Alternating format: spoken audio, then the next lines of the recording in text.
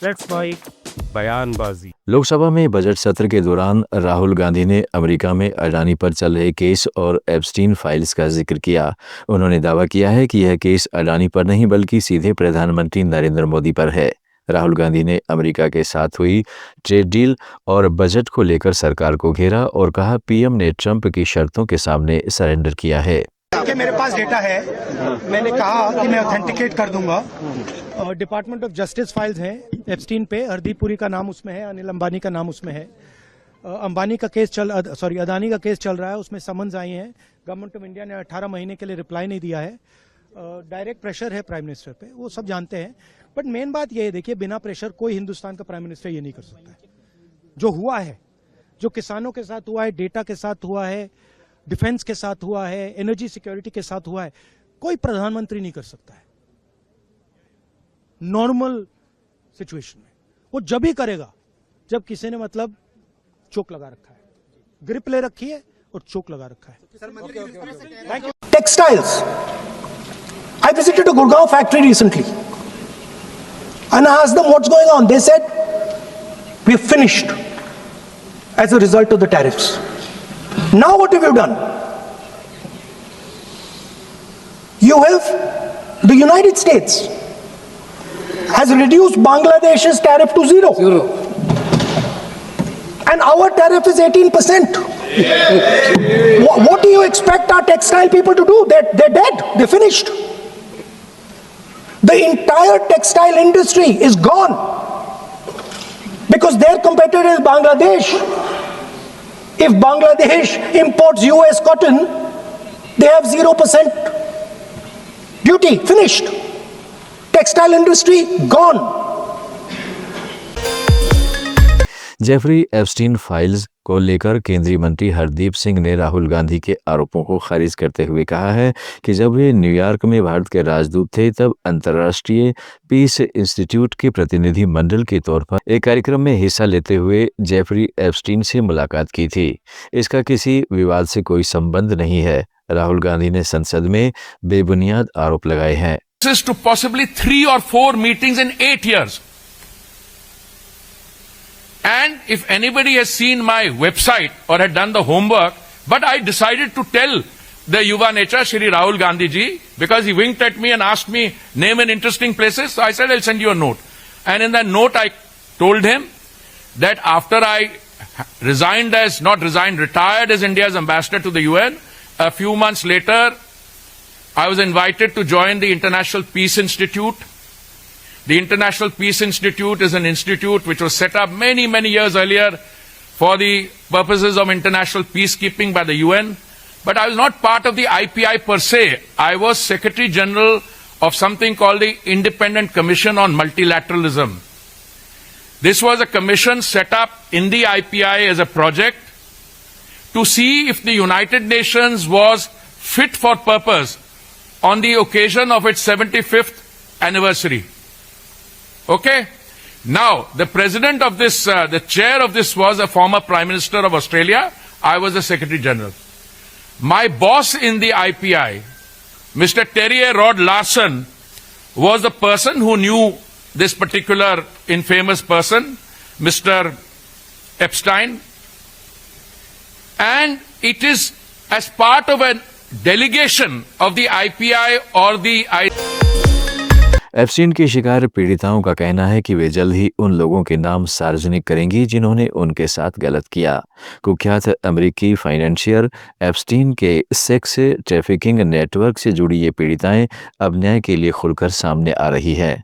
हालिया किताबों और फाइलों में वर्जीनिया गिफरे जैसी सर्वाइवरों ने अमीर ताकतवर लोगों पर रेप, शोषण और हिंसा के गंभीर आरोप लगाए हैं।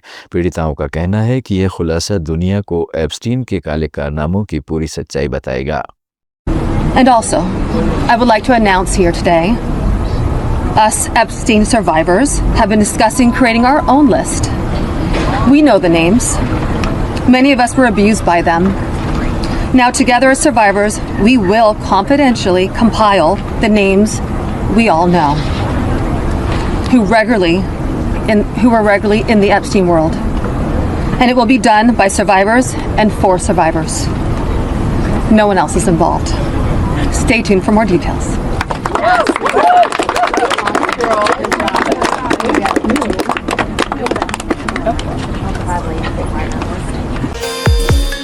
राजस्थान की वित्त मंत्री दिया कुमारी ने बजट 2026-27 पेश किया। अपने 2 घंटे 54 मिनट के बजट भाषण में उन्होंने सरकारी कर्मचारियों के लिए 8वें वेतन आयोग को लेकर हाई पावर कमेटी, मौत या स्थायी दिव्यांगता पर पुत्रवधू आश्रितों को अनुकंपा नियुक्ति की घोषणा की। जलदाय में 3000 संविदा कर्मी, नई जल नीति, 6500 गांवों को हर घर नल जल, इंफ्रा में 1800 करोड़ की सड़कें, ब्रिज निर्माण, 4 जिलों में एयरपोर्ट खोलने की योजना, 15 रेलवे ओवर अंडर ब्रिज का ऐलान किया। यमुना जल को हथनी कुंड बैराज से शेखावटी क्षेत्र तक लाए जाने के लिए 32,000 करोड़ रुपए की लागत की इस परियोजना के अंतर्गत कार्य शीघ्र ही प्रारंभ किया जाएगा।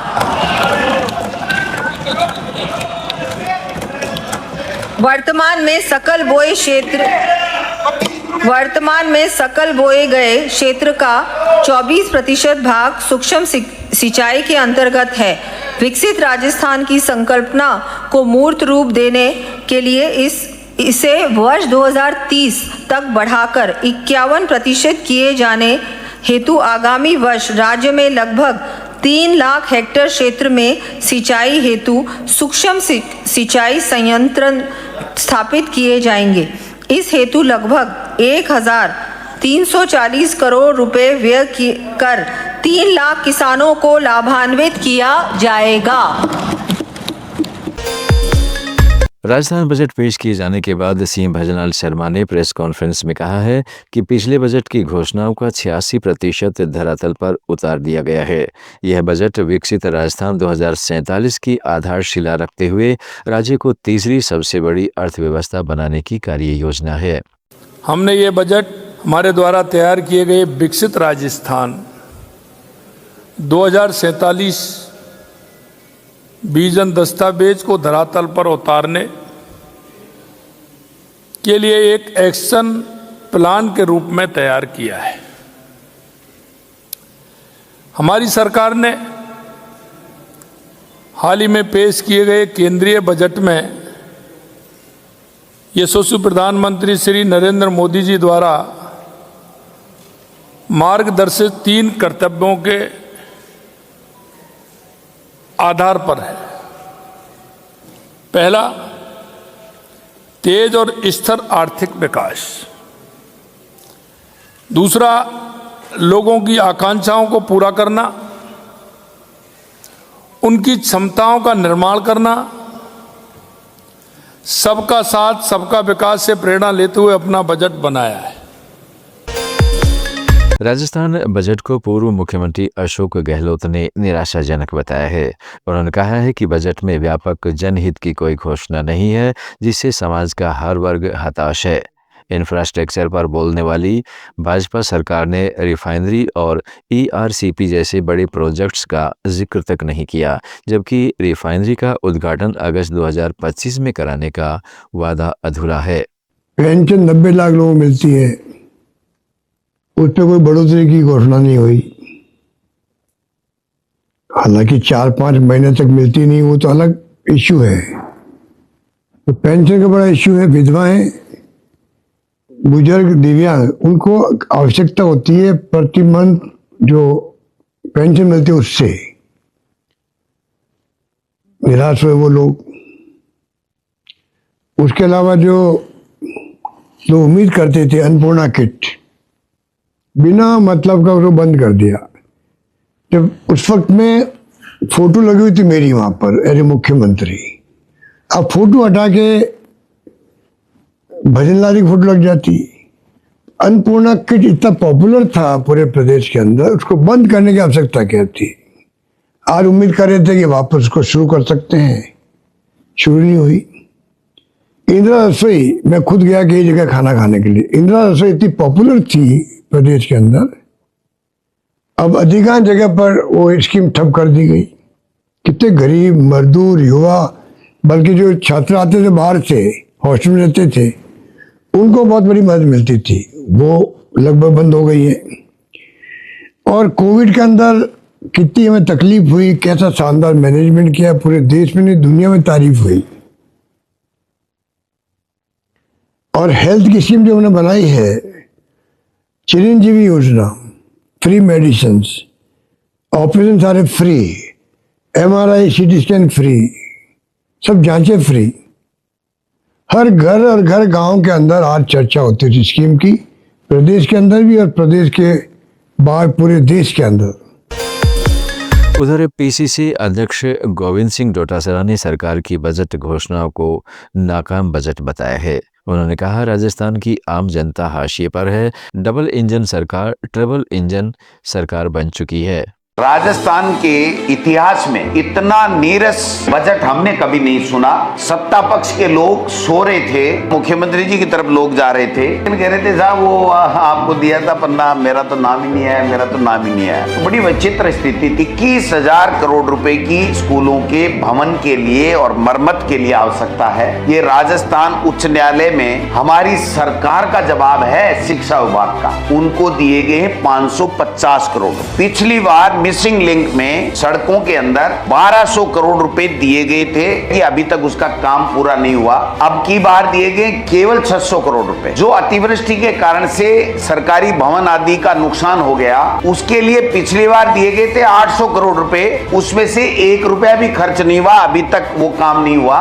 अब की बार दिए गए 500 करोड़ रुपए। अतिवृष्टि से नुकसान हुआ, पिछली बार से आधा बजट, पिछली बार का खर्च नहीं। स्कूलों के अंदर पिछली बार में मरम्मत में ज्यादा दिया और अब 21,000 करोड़ की आवश्यकता है तो उसको कम कर दिया। 2 साल तक बड़ी बड़ी बातें करते रहे दो चीजों पे, पेपर लीक, रोजगार, नौकरी। पेपर लीक में एक शब्द में इतिश्री कर ली। इनकी कमजोर पैरवी के कारण से बाबूलाल कटारा जैसा आदमी जिसने पेपर लीक किया और हमारी सरकार ने सलाखों में। भारत रूस तेल व्यापार पर रूसी विदेश मंत्री सर्गेई लावरोव ने दावा किया है कि भारत रूसी तेल खरीदना बंद करेगा। ऐसा सिर्फ ट्रंप का कहना है। लावरोव ने स्पष्ट किया है कि रूस भारत के बीच मौजूदा ऊर्जा समझौतों पर कोई खतरा नहीं है। We don't see any grounds to think that agreements reached at the top level, reached by governments of the Russian and the Indian government, are at any kind of risk. You mentioned Donald Trump's statement that India agreed not to buy Russian oil. I haven't heard anything about that from anyone else, including from Prime Minister Modi or any other Indian counterparty. Pakistan संसद में रक्षा मंत्री ख्वाजा आसिफ ने America पर आरोप लगाया है कि पाकिस्तान को अमेरिका ने टॉयलेट पेपर की तरह इस्तेमाल किया और फेंक दिया। आसिफ ने दावा किया है कि पाकिस्तान ने इतिहास में सुपर पावर के लिए युद्ध लड़े और मेड इन USA जिहाद को बढ़ावा दिया। अमेरिका अपने मकसद पूरे करने के पश्चात ठुकरा देता है। जब आप और मैं, राजा साहब, महमूद खान और बहुत से यहाँ पे जिन्होंने 60 की दहाई देखी है, 70 की दहाई देखी है, मजहबी मुनाफरत हमारे नेशनल जो ईथॉस है, हमारा जो कौमी कल्चर है, उसका हिस्सा नहीं थी। सियासी इख्तिलाफात होते थे,